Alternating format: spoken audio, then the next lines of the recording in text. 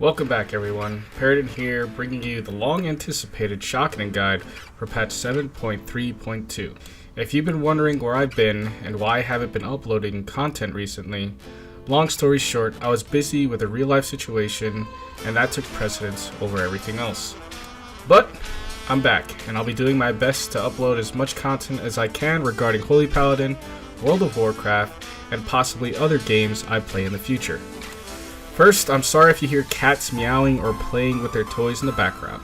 I don't have a closed office anymore, so I'm recording this in the open space of my living room. Also, as I go over this guide, in the background you'll be able to watch videos I recorded of myself playing Shockadin and all different types of pugs and all levels of keystones. With the disclaimers out of the way, let's get started. So Shockadin, you may or may not know what it is. If you don't, it's the act of playing the healing class Holy Paladin offensively to output as much damage as possible in a given encounter. Our main damage dealing ability being Holy Shock, hence the coin name Shockadin. One of the main things you'll need to know about Shockadin is it definitely isn't for everyone. You have to have a deep grasp of the ability of your group and yourself to determine if you're able to not only deal competitive damage, but also heal at the same time. Don't worry though, because even if you have a group that isn't competent to not take a lot of damage, you can still heal and deal a decent amount of damage anyway. You can practice Shockadin in dungeons while leveling, or even level as Holy with it. I leveled as Holy on the day of release of Legion, and it only took me 10 hours with the talents we will be discussing today. Now that you've decided to play Shockadin, the first thing you should ask yourself are what talents you should be using that make you a better damage dealing Holy Paladin. For tier 15, you'll be using Crusader's Might, which allows you to reduce the cooldown of Holy Shock for more damage or healing, as well as Light of Dawn for group healing. In tier 30, you can use whichever talent suits your preference.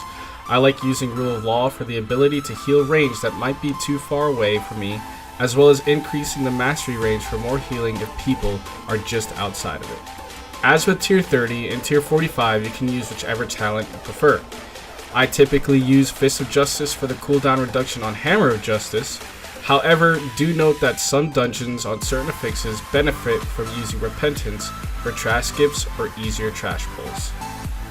For the tier 60 aura tier, you want to grab Devotion Aura. I go over the mathematical reasoning to why we choose Devo over the rest in my last Shockadin guide. Put simply, it's best for its damage mitigation, especially for a tank if you and him are the only melee in the group. Something to remember though is some dungeons do benefit from Aura of Sacrifice as a healing cooldown, such as some bosses in Cathedral of Eternal Night. For tier 75, you'll want to choose Holy Adventure for the increased haste so that you can attack more due to the global cooldown reduction. It also serves as a decent minor healing cooldown if you're using it outside of damaging. For your tier 90 talent, you want to go ahead and pick Sanctified Wrath. Picking this talent reduces the cooldown of Holy Shock in half and pairs very well with Crusader's Might, which would instantly reset the cooldown of Holy Shock for more damage or healing while Avenging Wrath is active. For the final 100 talent tier, you're going to want to choose Beacon of Virtue 95% of the time.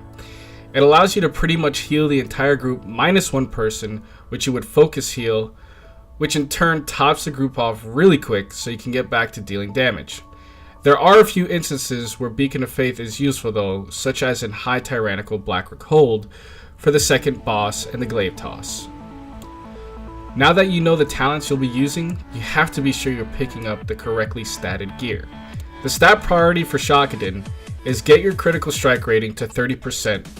More is okay, but 30% is the absolute minimum. This is because while Avenging Wrath is up, it increases the critical strike chance of your Holy Shock by 20%, effectively making it 50%, which in reality for the game is 100% critical strikes for all Holy Shocks while Avenging Wrath is active. After you get your crit to 30%, you're going to want to get your haste to 25 to 35%. This, however, is also preference. More haste does yield more DPS, but if you're going because of it, it may be better to drop to a more comfortable level until you adjust your playstyle to get accustomed to the increased haste. Then you'll want to get as much versatility as possible and then take whatever mastery you can get. Versatility will increase your damage and survivability, while Mastery will increase your healing. It's very hard to stack a lot of versatility, so if you find it easier to get more Mastery, do it. It'll just make your healing a lot easier. Now that you know what gear stats you'll be searching for, I'll recommend just a few things you pick up along the way. One of the first things is the Burden of Power Dungeon 2-piece.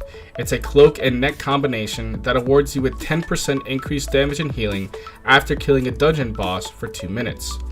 This drops from the Return to Karazhan dungeon and allows you to do tons of trash damage on the way to the next boss, or more damage to the next boss if you get to it within that 2-minute time frame. You won't be wearing any legendaries in these slots, so it will be an ideal pair with the rest of your gear. The next recommendation I'll go over is Tier 20 versus Tier 21 for Mythic Plus. For damage, it doesn't matter which set you wear, but it is easier to heal wearing Tier 20 until you get about 30 accumulative eye levels of Tier 21 on top of the Tier 22.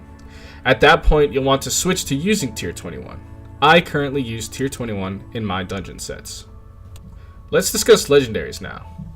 The only legendaries you'll ever want as a Shockadin are Chain of Thrain, which allows you to deal more damage while Avenging Wrath is up, Soul of the High Lord, which gives you the Divine Purpose talent, which has a chance to reset the cooldown of Holy Shock or Light of Dawn after using either or, which can yield a ton more damage or healing depending on how often it procs. Sephu's Secret, which gives you a mini Bloodlust that you can use on adds to stun or interrupt for more haste, which can yield more healing or damage. However, do note that Soul of the High Lord will pull ahead of Sephu's Secret if it procs more than once, or if there's nothing to trigger its ability. And Kil'jaeden's Burning Wish, which will be used as an AoE damage trinket or single target trinket based off of the trinkets you already have. Speaking of trinkets, let's discuss the area of effect trinkets you'll want to use with your gear sets. The only 3 worth mentioning are Kil'jaeden's Burning Wish, Windscar Whetstone from Court of Stars, and Umbral Moonglaves from the Tomb of Sargeras. There are others that are honorable mentions, such as most of the trinkets that have AoE effects from Antor's to Burning Throne Raid, but you'll want to use the ones I previously mentioned, as they are proven to deal the maximum amount of AoE damage possible. As for single target trinkets, you'll want to use Faulty Countermeasure for the Brittle effect. You'll want to pair this on-use trinket with your other DPS cooldowns, Avenging Wrath and Holy Avenger, to get its full benefit.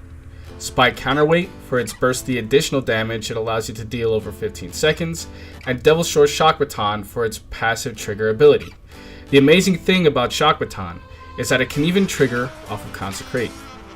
So you've got an idea of what you need to output the most DPS, but how do you actually do it might be what you're asking yourself. Well, the first thing you'll want to do is make yourself some gear sets. Right above my chat box, you'll see I have icons for my gear sets that I constantly swap out after every pull, so that I have the next trinket available while the one I just used resets its cooldown.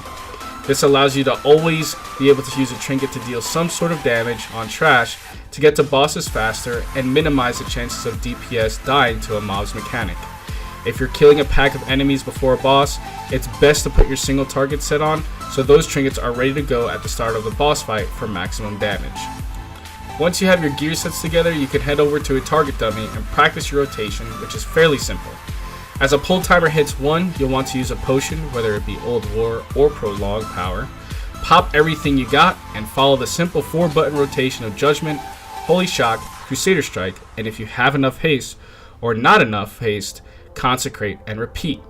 Once Avenging Wrath expires, you'll know that Holy Shock now takes both Crusader Strike charges to reset, which is fine. Keep up the damage. One of the most important things to remember though is do not forget to heal your group.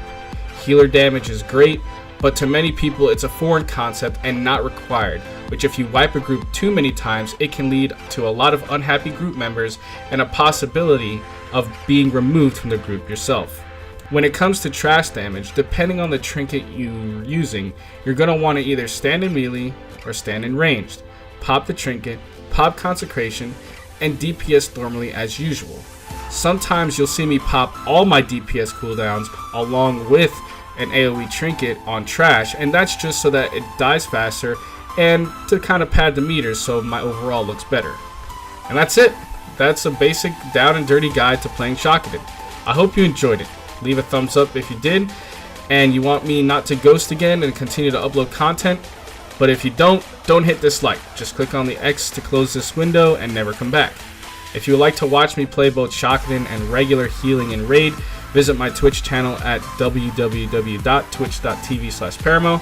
And remember, if you have any Holy Paladin questions, you can always go to the Holy Paladin Discord, link in the description below, and me or someone else can help you. It's the only place where you can ask questions, and everyone, even noobs, will tear you apart limb from limb. Well, till next time, enjoy.